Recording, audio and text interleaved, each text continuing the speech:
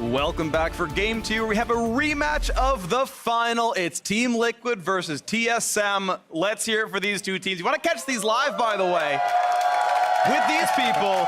Join us in the LCS studio in Los Angeles, California. Tickets are available at lolesports.com/tickets. It's a very standard URL. Throw that one in. Etc. Let's kick things off by looking at the team squaring off, selecting the blue side. It's MSI finalists, #2 team in the world. It's Team Liquid. Impact in the top, Phoenix 50 in the jungle, Jensen in mid, Doublelift and Poor JJ in bot and support with Coach Kane and Dodo. And facing them on the red side, looking for revenge, it is TSM. In the top lane, Broken Blade. In the jungle, Acadian. Mid, Bjergsen. AD carry, Sven. Support, Smoothie. And Coach Zix on stage. Well, last time we saw TSM, as you saw in that video as well, they came up just short in that grueling best-of-5 versus TL in the finals. Their bot laner, Sven, was outspoken about his share of the blame in that 5th game. Yeah, him and everyone else on social media. I do like how Sven owned the criticism. He took it to heart. He went back. He said he would train harder. He grinded away in solo queue every single day after that loss. And I'm excited to see what that turned into here, first day of summer. Now, last split, we also saw a huge improvement overall from this team. You know, from the very beginning, bringing in Broken Blade, Acadian coming up from Academy, and them growing over spring was such a tremendous story that ended with those finals. And specifically, Broken Blade, huge plays from him in the finals that gave people so much confidence in that play. Yeah, absolutely a great player. Has surprised me a lot. I didn't have super high expectations, but he has been killer, especially towards the back half of the split. I want to see him continue it here. I think he's a very good player. And of course, he gets his finals rematch versus Impact. And speaking of Impact, I thought he really stepped up during MSI, and I thought he was probably TL's best player that tournament. Definitely 100%. For the group stage at least. Yeah. And maybe even for the rest of the tournament as well. He played carries, he absorbed pressure, he basically won them team fights that won them entire games in the group stages for Team Liquid. Huge performances from him on the international stage. It was a foundation for them getting out of groups and getting to that best-of-5 with Invictus Gaming, where the entire team stepped up and they all came together to get that huge upset, probably the very biggest in at least the history of North American Legends. Yeah. Now, 13 days after their first international final, Team Liquid are back in the LCS, and we're very excited to see how they actually come out of the gates, because them being the #1 team, and people have talked about this in League of Legends a lot, burnout is a very real concern. They, very rightly so, were given a break after MSI, and only recently have started practicing again. Sure. We'll see how they do back out onto the Rift on the LCS stage versus an opponent that wants some revenge. Opponent wants some revenge. TL fans, you get your excuses ready already. Don't worry, they haven't been practicing as hard. They're reaching after clapping the world champion. It's fine. It's okay. You'll see him later on. Or, they come out swinging and they're still on form. But you heard Steve Aronset talk about it during the award ceremony for taking the trophy and seeing the banner. They are kind of 3 patches behind. They only started scrimming the beginning of this week. So, there is something to be said about that. Regardless, though, the level of play of those players, the level of skill they have, that doesn't just disappear overnight. They are still going to be incredibly good players. TL are still going to be a very good team. TSM will be very well tested. You can see Zix, of course, who's been coaching them now for about 6 months at this point, brought them back to the finals, brought them almost to that championship. This was a TSM that had failed to make it to the finals both times last year. Zix and the rest of the crew who came in flipped that back around. They're back to being a top 2 team, and they can absolutely be #1 again. Yeah, and I'm very interested to see what the coaching staff has actually cooked up. There's been so much talk with teams now practicing funnel compositions, practicing things like the Pyke and Pyke-inspired solo lane picks that we saw at MSI on the world stage. Whenever we have an international tournament like that, it has very far-reaching effects across the world in all leagues and causes a lot more creativity, I feel like, in the coaching staffs of these top teams that really want to come out of the gates firing. And you can see the players are getting loaded up into the lobby. We are still just missing Smoothie, then we've got all 10 right here. And also Sven's got to hop down then back up because he's taken Bjergsen's spot. You're not a mid laner. You're not pulling the reverse perks in this one, okay? Keep yourself up there. All 10 players in the lobby now. We'll get Champ Select going very, very soon. And it's going to be an exciting match. Is it foreshadowing to a funnel here? Where, yeah. He's walking mid with Forky or Mordekaiser or something, and it's going to pop off. We are in a Champions Select. It is time to go. A rematch of the Spring Split Finals. It is the number 2 and 3 teams in the world. I'm misspeaking slightly. Impact, though, and the rest of Team Liquid. Why do you keep saying it then? finalists. I say a lot of dumb things, Kobe. You've known me for several years now. Fair enough. I'll accept this argument. Rise right off of the table very early from Team Liquid. One of those split pushes they had to deal with all MSI long. And one of the champions they probably haven't had much time to practice on, the Yuumi, also following suit. Very similar to last game. Yeah, some similar bans right here. We'll see what else comes through onto this one as a Jace is also added to the ban pool, as Impact could take that one as well. Now, Crumbs on the analyst test was calling for an Aatrox ban, as it was banned a lot in Academy League. He is rewarded, so I don't have to get any deeper into that story, because what we saw from Licorice in the last game with all of that egregious healing and AoE for the team fights will not be on the table. And it actually doesn't surprise me it's Liquid banning it, because the Aatrox rework came in like during MSI when he's busy playing on the old patch. So by all rights, he has less practice on the champ than other teams do in the LCS. So okay, Liquid will have to burn that ban, even though probably in a week's time, they'll be first picking it themselves. Fair enough.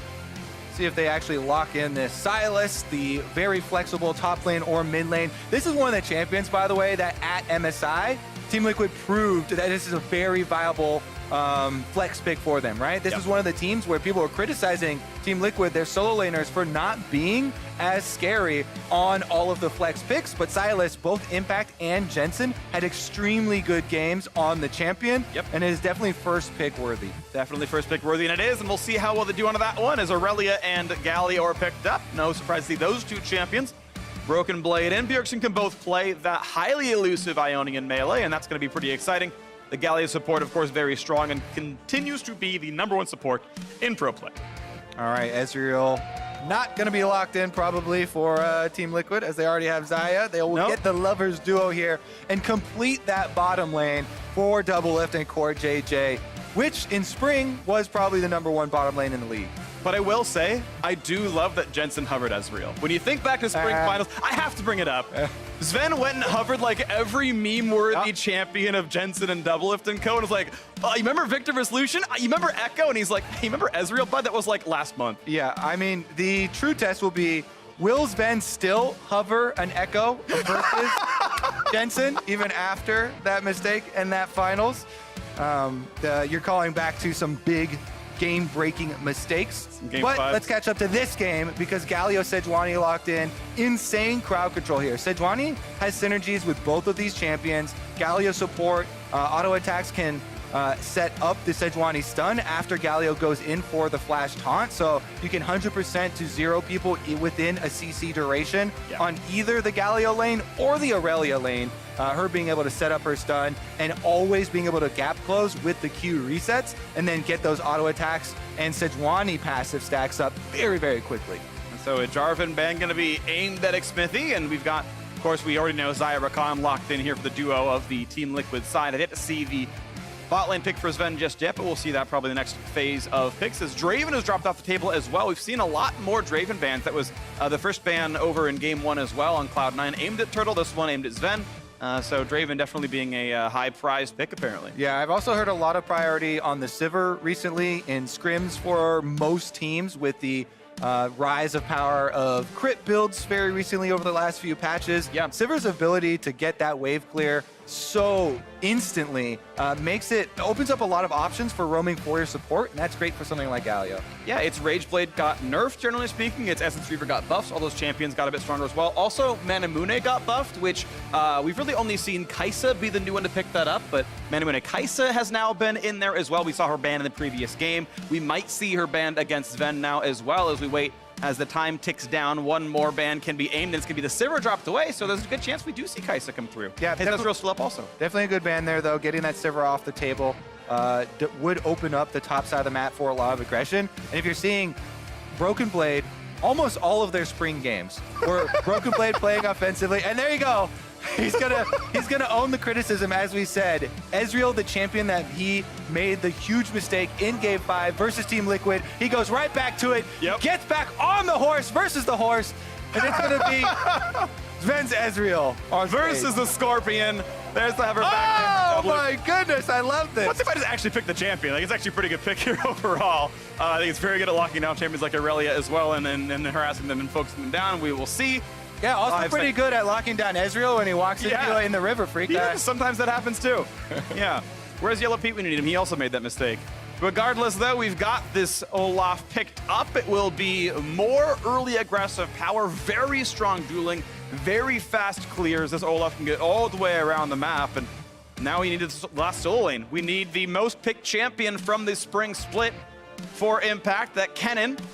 With a few seconds to go, it looks like that's going to be locked in after all. So Kennen comes through. He's going to go right back to the same comfort he had, which is very safe top laners who don't need help, but yet team fight well. Yeah, exactly, and that's the key. He's gone with this hybrid build, going for some AP in the Hextech Revolver, upgrade super early on into the Gunblade, so you do have that laning power, but you can also splash into a lot of AP for a team fight. And that looks very good when you have a Rakan engaging for you to set up.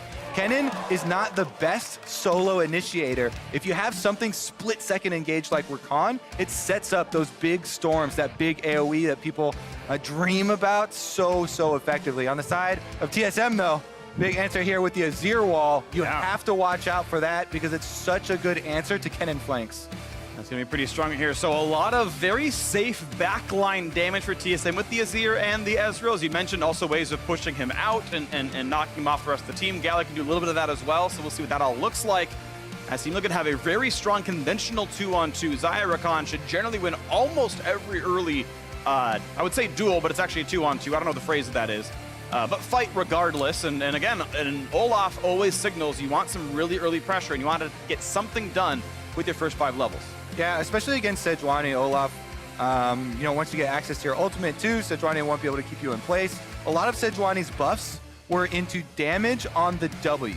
Yeah. And specifically to the second half of the W as well. And so Olaf is one of those champions, pop the ultimate, you can guaranteed dodge that second swing of the W, and then Sejuani's just kind of there, and you get to do whatever you want around the champion instead.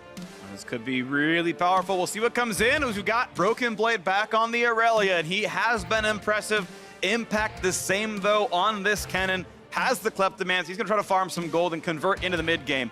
See what this looks like, a rematch of the finals. Some incredibly strong teams could put their best foot forward in the first day of the summer split of the LCS. Number 2 region, we got the top 2 teams here. Let's go. TSM fans been waiting for this ever since the finals ended. Rematch at the beginning of the split here.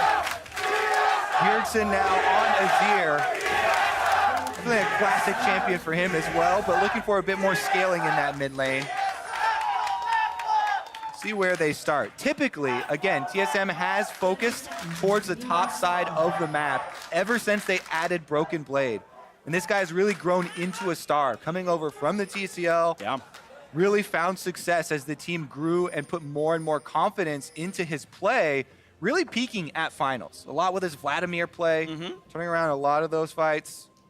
In the end, though, Team Liquid were victorious. They went to MSI, they took down the defending world champions, and they're back, looking for more. Absolutely, and they're back here with this amazing crowd. Shout out to the Chants, by the way. You guys are awesome. Thanks for that. As TSM and TL are much less active than you in the early game, except for Sven landing a Q. So we got, 5 gold, which is exciting, but not as exciting as TSM and Team Liquid Chants. So, I mean, they did get the deep ward here onto the Raptors, so if Acadian goes with the classic red into Raptors, then they'll get some early information on the Sejuani, and tracking will begin. It's pretty effective for Olaf to be able to get a lot of counter jungling early on. You can see the 2 deep wards on the map right now that were placed by Team Liquid. Here. Sorry, I'm sorry. You missed the CS. These 2 on both of those camps, they do get vision on the Sejuani. And Freak, as a marksman player, physically pained every time he sees a missed CS on the bottom side of the map. It happens sometimes, even to the best of us, such as Double Lift, so it's okay. Makes me feel better about myself. And you can watch him do that in first person with ProView. Nice sellout, buddy. Yeah, thanks, bud. I'm all about this. So, mid lane pushed in by Bjergsen. Wants to make sure he's not going to get beset by Olaf. That's not going to happen just yet. Smithy has 12 health and even less mana. As the ward comes down and says, okay, Chicken's already gone. And he's not going to walk by it, actually. It's going to be 3 camps into a quick recall here for Smithy. All right, let's see what he goes with here on the first recall, because you can go move speed, and he is. He's going to go with the boots plus a control ward here for the vision play on the top half of the map. And he has water walking plus nullifying orb, so he's going to be really quick actually going kind of between those lanes and in the river there. So that could be pretty powerful for him as well. We'll see as he comes up to the top side, and he's only barely a camp behind, but with the refreshed mana bar. And they know 100% that Sejuani is bottom half of the map. Because they had the deep ward on the blue buff as well, they know the Sejuani will be threatening double lift and core JJ, so Smithy has full power to try and influence this Aurelia lane. Here we go, Sejuani once again showing on this control by Scuttle Crab now. Yeah. Acadian, though, was able to find it with the Scryer's Bloom, so actually gets some experience and gold for himself in doing so. And they know 100% that Sejuani is in the bottom river. Literally a ward. Not that they didn't know already, as the Scuttles are going to be traded as well. We saw that in the previous game. It seems fairly likely that you kind of intuit or completely deduce each other's position, and you trade those pretty equally. Red plus the passive. He gets it. He had the timed out. As soon That's as some Galaxy I brain. thought Jensen headed right for that Scuttle Crab. Would you have taken it? I 100% would have taken it. I definitely also would have been pissed if I was the jungler, because you want to save time by letting the red buff burn kill off the Scuttle Crab, and you can walk away from it. Right now, though, getting a look at the invade here from Smithy on the... You got the big Krug. He's got a blue buff, so he's actually feeling pretty comfortable right now, as Acadian's going to knock down the rest of this camp, though his smite was already chunked. And okay, 2 more small crabs. That's not too bad. That's a little bit of gold taken away that Sejuani's not going to get back anytime soon, so that's actually pretty solid. It also kept Impact safe when he went kind of underneath the turret to shove in Broken Blade. Yeah, I mean, they definitely do win that 2v2. They want to keep up the pressure on the turret. Engage on bottom. That was really nicely played, I think, on all sides as Ven jumps away. Smithy finds a taunt, but out goes Protege once again. And we can see this bottom lane has that small farm lead towards the Team Liquid duo. Yeah, very threatening. You touched on a little bit in Champion Select, but the Zyra Calm so potent early on. Core JJ, of course, was one of the stars for the team on the international stage as well. Even though they had a slow start, I think most people he was pretty much redeemed in their eyes in the IG series, as well as finishing up that tournament. Let's see if Acadian actually does run into Core JJ, as said, and he's looking for the deep wards. Control ward going down actually gives you an alert, so they know he's there. Doesn't get in time to Rip recall. actually get the recall off, but Yeah. just means Core JJ, maybe, what are you gonna miss there? Yeah, whatever. A tiny piece of... he had enough to upgrade his Spell Thieves, Oh, okay, right? So, that's actually big. That would have been some gold income that maybe he would have wanted, but it's whatever. His mana bar is good enough, and regardless. So, yeah, once again, Sejuani to Deuce down on the bottom side. Actually knocks down the ward herself, I believe. And regardless, is pretty happy to take down the rest of these jungle camps. As he's approaching level 6 too, for the TSM side, I would turn your eyes towards a Sejuani Aurelia combination. Aurelia is able to set up the Sejuani passive so effectively, can dash in, and also it sets up her own stun. So there's just so many ways to CC a Kennen who has very low life. If you're able to land one, then you can chain them effectively into a kill. So I think that is a very big point to contest right now. And you can tell Smithy also worried about this, because the level 6s are coming in right now. That's where the kill pressure becomes extremely real. And they are trying right away with the ultimate on. They find that first stun, plenty of damage in towards his top lane, and Broken Blade. Oh, he's not gonna land the ult! And it could have meant the kill, but it's not gonna come through. Smithy gets first blood for Team Liquid. Impact with the slightest sidestep there, dodges the ultimate from Broken Blade. There is no counter kill, and it was Team Liquid who went to the top lane first. They find the first kill. Smithy's still around though, and actually not going to be any teleport left. Broken Blade had used his much earlier. Yeah. That means even turret plates on top of it. That kill is more far-reaching than we initially thought. Broken Blade TP down really makes this so difficult. As the stun comes in, they just have the damage. All right, yeah. So both ultimates going off. Smithy made the early move up there, and Broken Blade, yeah, with Impact moving down, he just misses the ultimate there, and that means there's going to be no counter kill. If that ultimate hits, he can get the counter kill onto Impact, and it's not quite as bad a situation. Still would be positive for Team Liquid. Yeah. In this world, though, that is going to be a very big boost. Impact's actually going to take that and go straight for the Proto Belt. He's not even going to go for the kind of halfway point where we were seeing. Oh, wow. Katie gets like all of it right there. Almost, I think actually every single chicken Definitely got goes over to Sedge. most of the money there. Okay, well, that's unfortunate.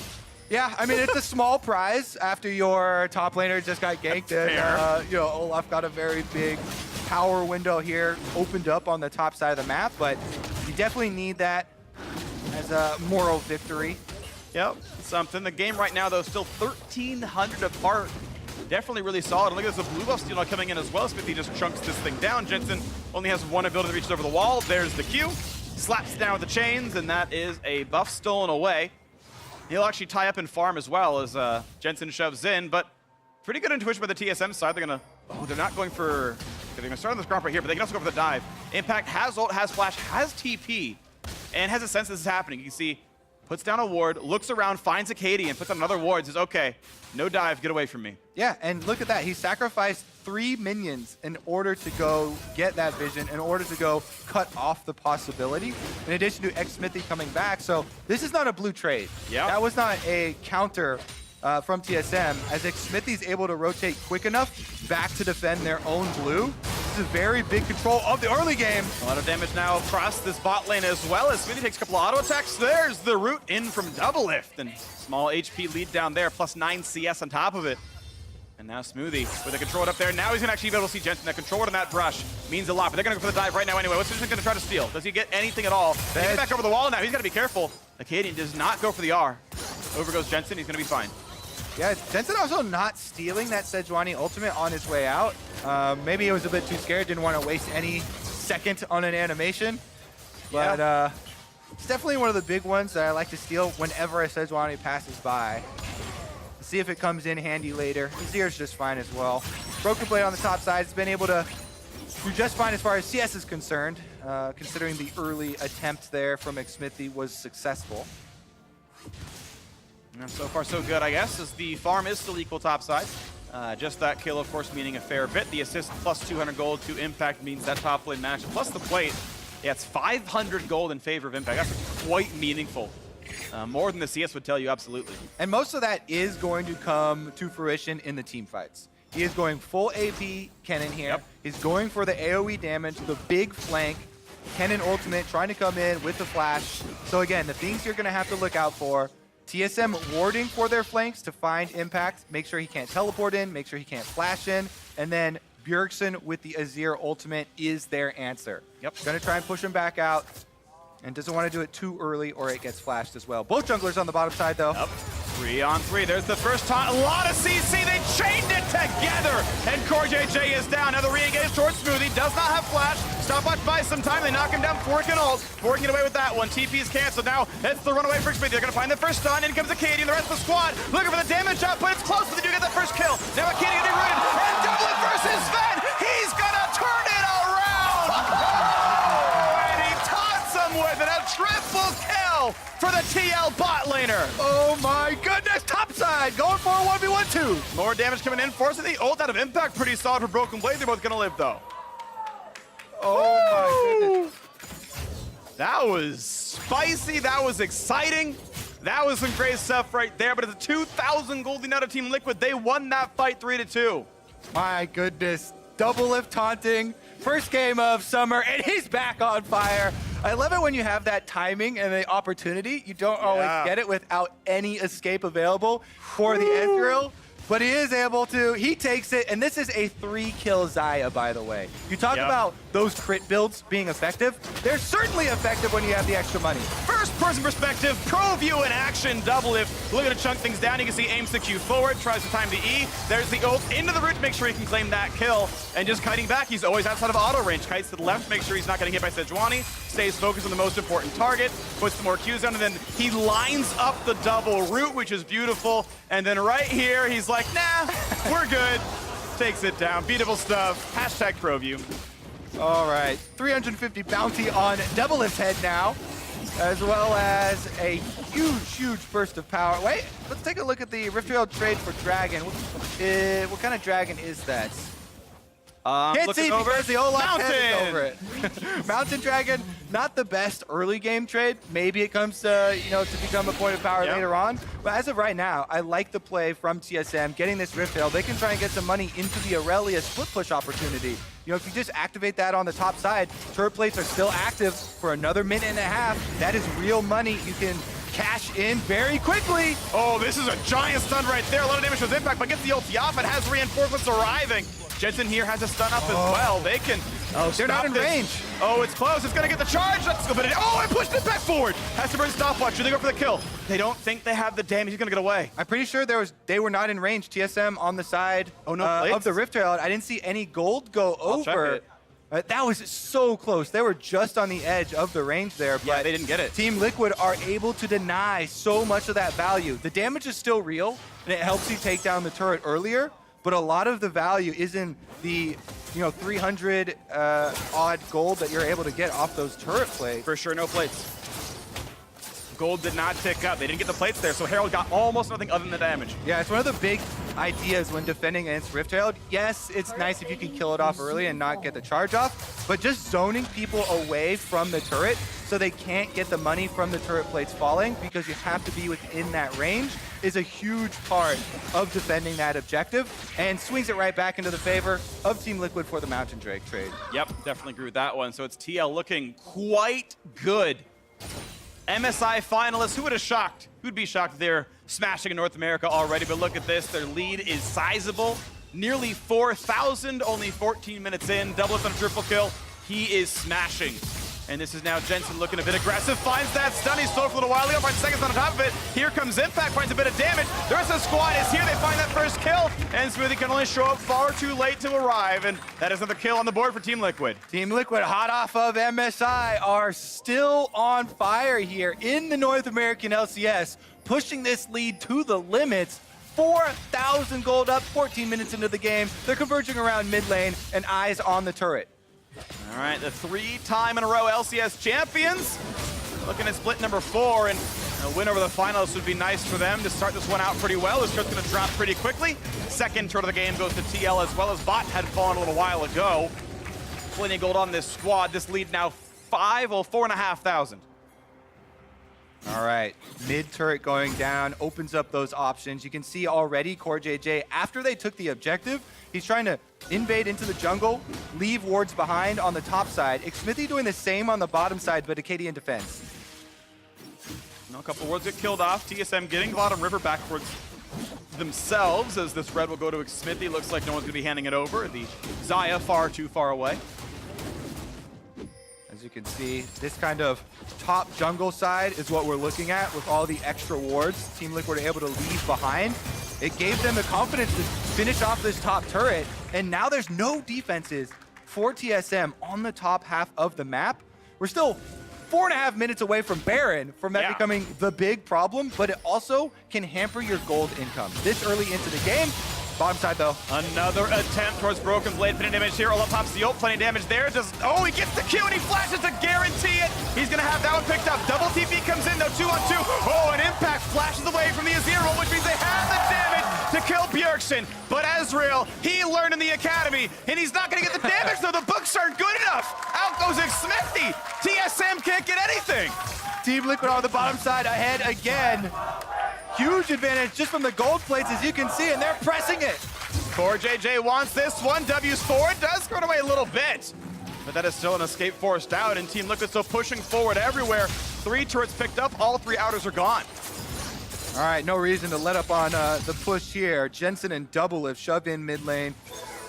You can see TSM are trying to defend with a lot of these control wards on the top side of the map, but both of these control wards are just missing the Team Liquid vision, so it's not really denying any of it. Broken Blade, take another look at this here. He does his best to dodge. He uses the ultimate on Impact. He goes for that minion with the Q, then flashes away and tries to dodge, but flash in, able to finish off that kill, and then Bjergsen, he gets his ultimate flashed there by Impact. Very good flash from Impact to deny that.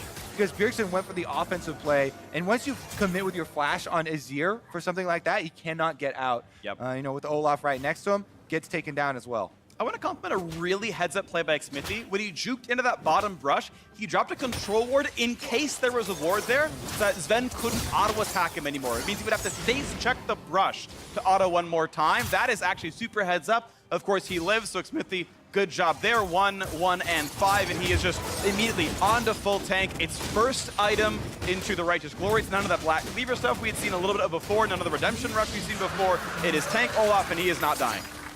This is definitely a very positive look from Team Liquid, that they're keeping up this quick pace from the international tournament. You know, at MSI, a lot of it is determined by so much of early game plays being made and snowballing effectively, not letting up on your opponents, not making those mistakes or letting them have windows to get back in it.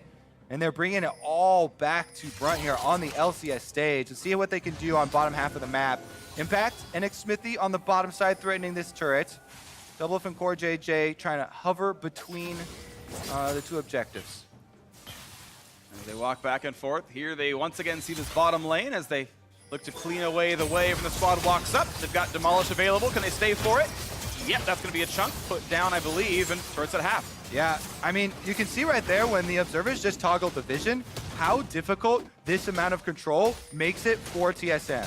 Their only option is a head-on, straightforward engage into a team that is almost over 7,000 now, gold ahead of them, and they just do not have the stats in inventory to be able to win that fight. You're going to be charging into the Kennen ultimate then. That removes the onus of Impact trying to find a sneaky way of getting this engage off, because you have no vision and you have no way into the fight other than straight up the lane. So 2 turrets taken there from Team Liquid. Yeah. This is a very absurd lead. They are smashing. This is 5 turrets before Baron spawns. And what's actually, I like a lot actually, is the difference in play style, where I feel like a lot of the Impact and TL Impact play style is let Impact play something that is safe. We will camp for mid and bot lane. We will win through Jensen and Doublelift. Okay, they're doing great, don't get me wrong, but it's been these repeated ganks into the top side, into Broken Blade just for Impact in the 2-on-1. Those have been successful. Those have borne fruit twice now, and it was actually counter ganks. It was just, circumstantial opportunities that got the other carries ahead. So they've been aggressing towards Impact's lane, and that's been successful.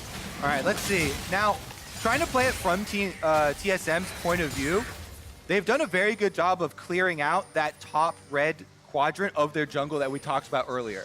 And that is now approaching the important time because Baron is available. It's going to be very difficult for them to poke around in these brush and keep safe from the possible flash. The flash comes in. Look at the damage output they've got. And it shut that in towards the cannon. Impact gets the ult, but not the survival. Running away is Smithy. What a perfectly timed stun. Acadian gonna make sure they can claim that second the damage comes through. That is exactly what you have to do when you're this far behind. You can't hesitate if an opportunity presents itself. As we're talking around their red side vision around Baron, they just jump on the lazy member from Team Liquid immediately there with the flash from Smoothie. They open up a possible avenue to try and turn this game around. 20 minutes in, Team Liquid still with a giant lead, but TSM still fighting. Those are the kind of things you need to see if you want them to come back. It's bit by bit. Drops the gold lead back to below 7,000. We can watch that fight one more time. Yeah, Impact and Smithy here fighting over the vision. They know they have the big lane. They actually pin themselves on the wall here in the jungle, so they have no escape. And Smoothie just flashes right in. Gets the double taunt. Even with Olaf ultimate on, you're able to stay in range for Sejuani ultimate long enough that as soon as it runs out, Acadian's able to hit it, and they follow up with the second kill, buying themselves some critical time. Coming back in games like this, where the enemy has such a big lead, is a multi-step process. Yeah, it is. Step number 1 was just taken. Yep. Get a couple of kills, try to get some vision back. You can see the control wards still able to sit inside this top river, so TL still do own that territory, but the top jungle you mentioned, that's getting a bit closer. That's wards that TL have to put back down and keep trying again. Most recently, TSM did get a ward at the back of the pit. They can see Baron now. They've got that brush that Acadian can sit in, that Core JJ has to face check in, and then, okay, can they fight over that vision? Okay, in this case, yes, because mid's pushed, but that will be fought back for once again, and that is now the dance we play, is these wards, these brushes, 2-3 steps forward. Okay, now the next surprise engage, is not going to come from Smoothie. The flash is the only thing that Galio has for those snap decisions. It has to be Acadian or Broken Blade trying to create the play for TSM and them having follow-up. But Team Liquid, that would require them to have a missed position. So we'll see if that takes place as they're trying to clear out these control wars. Because the map is getting very, very valuable. A new dragon is approaching right now, about to spawn, and Baron is also up. If you make a misstep, that will be your last. Because the Baron will get picked up and the base will be destroyed. Here we can see this vision getting darkened. There's that single ward inside their jungle. That one's not going to be swept out, so it is information they have. They know Olaf is top side right here, and TSM not going to have to be afraid just yet. They are vaguely aware of what's around them. Kaden knocks down the ward. No one's threatening him. And a control ward gets back some of this vision. But still, we expect TL not on that just yet because they, again, knew Olaf was topside. That one ward let them know Baron could not be taken just yet. And it buys them that extra wave. Now they can shove in mid first. They get a little bit of extra space. Bjergsen, oh, he's going to get spotted out. Has to jump away. Should not be killed for this one, but that's Banshee's veiled down. That's a 45-second cooldown. That is another turret dropping as TL retaking this top jungle at least a little bit. And stretching their lead 6 turrets to 0. They are absolutely playing the better League of Legends right now. All right, let's see what the response from TSM can be after a reset here. They're all trying to shove up mid and get some immediate gold rather than looking for anything like the Ocean Drake. You know, vision around Baron. Again, this is the game-breaking objective. This is how Team Liquid win immediately would be the next step. So they're trying to clear out these control wards and give themselves a fighting chance in that. Looking for the play right there. A stun towards the back line. Not doing a ton just yet, but there could be a re-engage. Sven looks for a slow. Sorry, Jensen does. Can't find it just yet. As red buff is being attacked and actually claimed. Doublist steals that one. Yeah, you can see Broken Blade was looking for a teleport from base. Little, yeah, spread out blast cone there. Quick jump scare. But it's easy for Ezreal, able to jump away. And TSM still, they know this is happening because of the previously placed ward. They're going to go for it. They have to take this fight. This is going to be it. Oh, a Fog of War throw's not going to land for Acadian. Cannot find impact on that one. It's a nice attempt. Ult comes across. Already picked up. Nicely done there by Liquid. And now it's time for the team fight. Broken Blade shoved to the side, waiting for the peasants to come back for those roots. If TSM re-engages, there's the attempt. Gets 2 of the backliners. That's going to give a lot of space for Teal to walk away. Ulti burned by Smithy. And an ulti from the fake Aurelia slows down the squad as well. Yep, Silas there able to steal a couple of ultimates. Uses Sejuani, uses the Aurelia.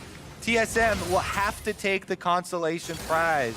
Ocean Drake will be it. They can move down and pick that one up and try to use that regeneration for the defense. The onslaught that is about to come from Team Liquid with Baron buff is already headed straight through mid lane, though. They have to reset and get into defensive positioning immediately. Yep, they're already running up right here. Thankfully for them, there are so many turrets already dead that, you know, the ones that are going to be attacked are close to the fountain. So, you know, silver linings and all that. Always looking on the bright side. Absolutely. And TL just pushing forward and forward. Speaking of silver, their gold lead is gigantic, and 9,000 up, looking at knocking down this turret. Doubleth a bit by himself, but does have the ult and flash if he needs it. Looking now at Smoothie. Oh, they stuff him up. Do they have enough to stop him? Not quite yet. He does have that aftershock and stays alive for today. Chunked a little bit down to half HP. Actually, good shots out of Sven. Yeah, that's actually really valuable health lead that TSM just got there, chunking out the duo lane. Maybe that buys them a little bit more time. Looks like a double lift can heal up off the wave. Core JJ on the Rakan, a little bit more risky when he looks for the all-in. That Ocean Drake actually, it means quite a lot on offense is the funny thing. That was denied. TSM did pick that up, and it means that the TL siege is that little bit harder. The regen on Rakan not terribly high. He's bounced around that Q healing, and that's hard to get when you're sieging. Yeah, and TSM, you can see the wave clear from Azir in the top side. Mid lane, the tower is getting whittled down. Broken Blade possibly looking for the side engage. You can see Jensen's already level 16 on Silas, though. You get the really low cooldown, plus he's got blue buff, so he can steal multiple ultimates in a team fight. They find those stuns. They're coming in for the play. Here's Corday trying to keep his teammates alive and does kite back. That's a really ult not getting much, but now he re-steals Sejuani. That's the lockdown on Acadian. Pops Stoneblade, flashed away, stays alive. Impact loses his ultimate as well. That's actually really big, trading those cooldowns. Ocean Drake can heal up TSM. Team Liquid, though, aren't done. Top tower's dead, and mid tower very close to follow. It will fall, and Jensen has his ult back as well. Steals now Ezreal this time around. One auto attack, that's going to be dropping. And now True Shot Barrage with a bunch of ability power is going to mean even more as bot lane is clear, but top lane inhibitor is open. Again, this is over a 10,000 gold lead by Team Liquid. Baron buff on the inhibitors. Those things are dying fast, and this might be it. TSM trying to chase them off. The last few seconds of that inhibitor are going to go down. This is double inhibs dropping. That's going to happen for sure. We're under 28 minutes in. TL have completely broken the base. And as Baron whittles down, they might look to reset right here, take their hard-earned gold lead of 10,000, shop one last time, and close it out through bot lane. Whew. What a return to the North American LCS here by Team Liquid. People were very curious what they would look like. You know, a lot of training goes into international tournaments. It looks like that training was well placed despite the patches being a bit different. And now they're looking to finish up game number 1 for themselves and have it be a triumphant return back to home soil. Absolutely the case right here. Picked up is a Scuttle Crab for Double Lift. Now some attacks in towards the opposing support. Smoothie pushed off now. And TL once again can move around, looking for something else to do. Mid lane is where a lot of their attention is. It's going to be Jensen solo in the bottom lane. The rest of the squad split between mid and top. They can pressure Nexus turret with that, and Jensen can easily knock down a turret when unopposed. Still holds the 1 level lead over Bjergsen. Of course, as the ulti back up, it's got like a 12-second cooldown. Yeah, I think it's definitely very scary for TSM right now. They have to try and clear super minions while also avoiding the initiation from Core JJ and Impact.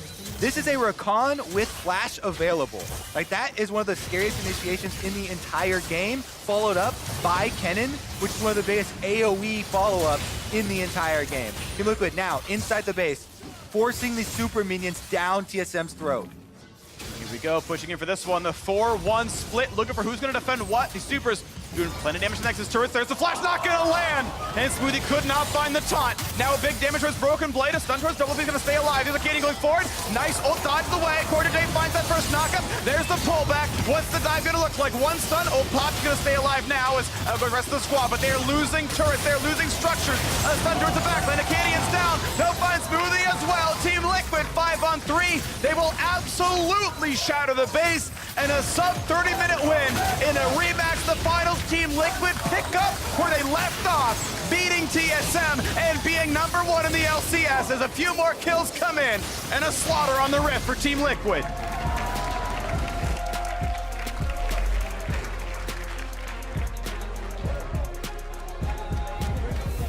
Woo. Team Liquid come back firing. Yeah. Winning on both sides of the map. Double lift taunting Sven on the bottom side.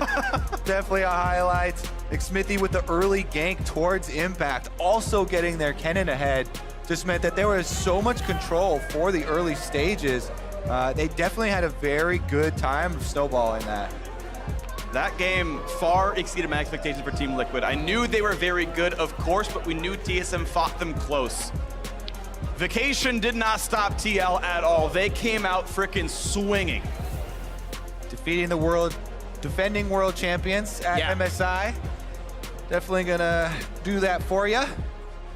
And TSM gonna take the loss here on the opening day, but against, you know, one of the absolute hardest opponents that they possibly could. Right, this is not the kind of match where you should actually be sad about TSM. You're like, yeah, no, that's a really good team. This is, like, it makes the rematch that more exciting, of course. Okay, we didn't get a revenge just yet, but they're going to try again in week like 6 or 7 or whatever. That's going to be hyped that time around. It's going to be a whole summer split of awesome games. Now, to give us their thoughts on that victory, let's send it down to the State Farm analyst desk. Thank you very much, Freak. We thought they would be slow starters. Team Liquid themselves thought they would be slow starters. We heard it from Steve there. A couple patches behind from MSI, just ramping back up into their practice schedule now. They were absolutely not slow starters here with a crushing victory over TSM. I think TSM even thought that Team Liquid was going to be slow because they drafted a really late game comp thinking, oh yeah, they're going to be the same old Team Liquid. This is not spring Team Liquid. This team, if this is them saying, oh yeah, we just got back, we just want some rest, I'm like, oh my God, how much better can they get? Well, the thing is, like, the meta's not that different from MSI. You're still playing Silas mid, you're still playing Kennen top, you're playing Olaf, which Smithy has probably played a bajillion games of, and then Zyra Khan has become stronger in the meta, which is something that is one of Core JJ's best champs. He's got a world skin on it, so, like, in terms of comfort, this is all TL comfort.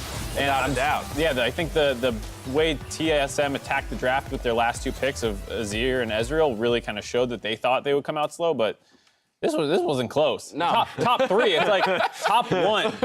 That's it. It's going to make us question our whole narrative coming into the split. But no, I mean, it's really interesting to see as we look at Double-If's crushing numbers here. I mean, a victory with a 3-0-0 KDA 15, a massive CSD. Not going to feel good for Sven and Smoothie in the bot lane. All those kills was just one play, right? Yep. That was just one triple kill. The rest is just farming, pressuring the map. So it was just Team Liquid rotating and moving faster than TSM the whole way through. That's what makes this game kind of hard to talk about. It's like Smithy went top, they got a kill, great, and then Impact felt like he was on an island the rest of the game. They get a triple kill in the bot lane, then Double-If's on an island the rest of the game. Silas and Olaf were the only 2 who kind of interacted with other lanes, and it felt like, not like TSM didn't show up, but just like other than that one play where they forced really hard, there was like nothing. That's what's nutty, right? You get one play here, one play there, a play mid, and suddenly, all right, that's enough for Team Liquid to win, and you don't have a chance to come back. That's a pretty difficult place to be. Some of that is a product of the compositions, right? TL is a more early game focused composition, so once they do secure that lead, they are, of course, off to the races. But to me, what this game speaks to is the idea that Team Liquid has come back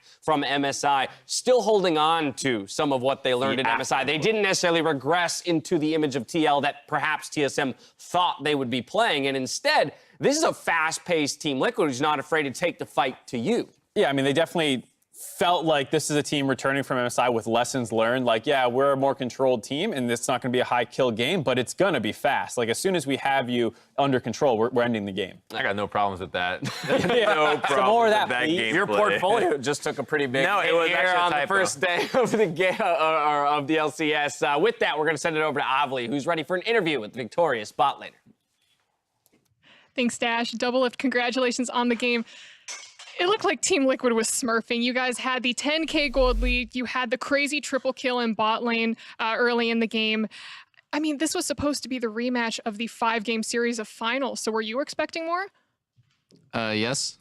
I was expecting their bot lane to like play to win lane, I guess. But they didn't. They just played to farm.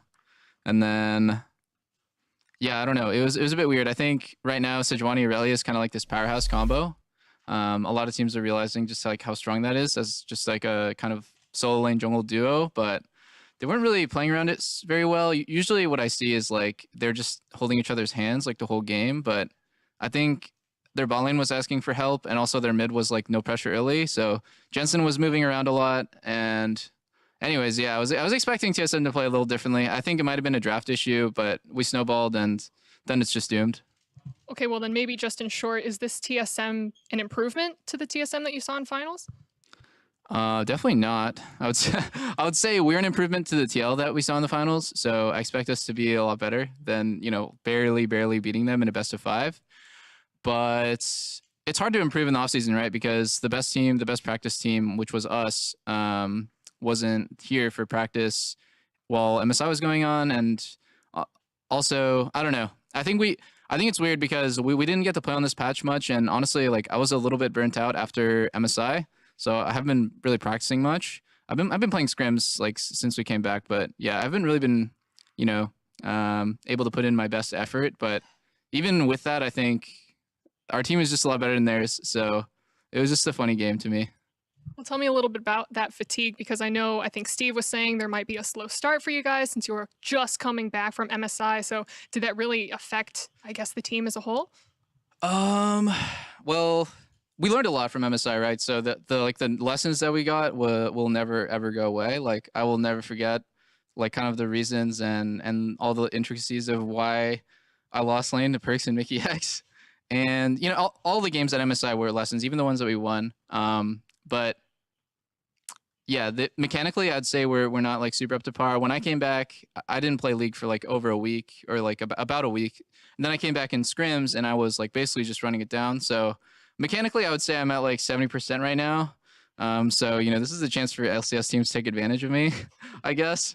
But yeah, when I'm like on form, I think there's pretty much no one domestically that can match me in core and lane.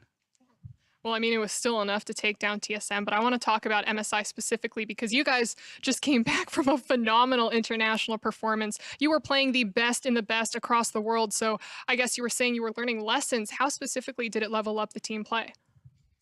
Oh, like so many ways. I think in NA, I like the best way to describe it is in NA, like a 70-30 play is what's considered like a good play, right? And that's because if you're a really good team, like for example, when I was on TSM in season 7 and 6, and then on Team Liquid in the last 2 seasons, like a 70-30 play is what's considered like that's the good play because a lot of reasons, like you're just better than them. You don't need to take 50-50s. You don't even need to take 60-40s because you're just better.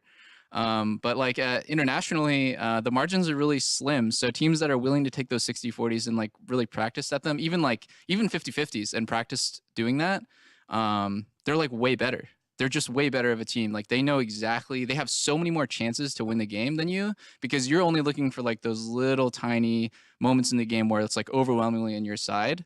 So like I think that's kind of like the biggest lesson, and it kind of makes sense that like the best team from NA would always play that way. You know, the safe, the like high percentage plays because that's what wins you domestically when the competition is so bad.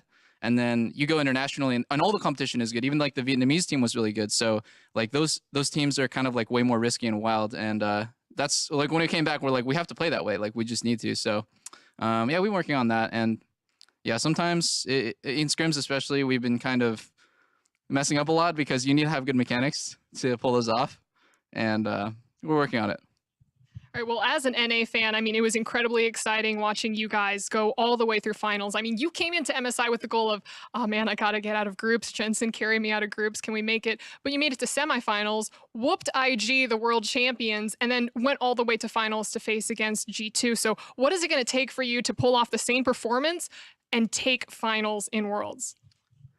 I think not much. People think the difference, I said this at MSI too, the difference between us and the best team is so big. It's not. It's really, really, really thin, the margin. So I think like we came to MSI and we were like the underdogs, but how much were the underdogs? Like 5%, 10%? But people thought it was like, there's no way we're going to win. Like, you know, we're never going to win a best of 5 against a good team. I think that's crazy. You know, G2 beat SKT, we beat IG. I don't like to dwell on the past and like gloat about past accomplishments because to me, MSI was actually like a failure because we didn't win, and I really, really wanted to win. So yeah, like it's reasonable to say that any team can win Worlds this year. Every other year you'd be like laughed out of the room, like hard memes, but this year I think the results kind of back it up. Like an NA or EU team could win Worlds. It's like really reasonable to say that. So that's pretty sick. I feel like NA fans have just been like getting dumped on for their whole lives because NA teams just suck internationally, and it's like a glimmer of hope. So hopefully we don't crush it at the end of the year. We like can bring the hopes up again. We're the #2 region in the world now, baby, thanks to Team Liquid. But okay, let's talk about domestic then. You guys, #2 team at MSI. Coming into summer, are there any teams that have caught your interest or that you see may approach you as an equal? You know, I want every team in NA, this sounds really corny, I want every team in NA to be really good. And that's because it's going to be really hard for us not to make Worlds.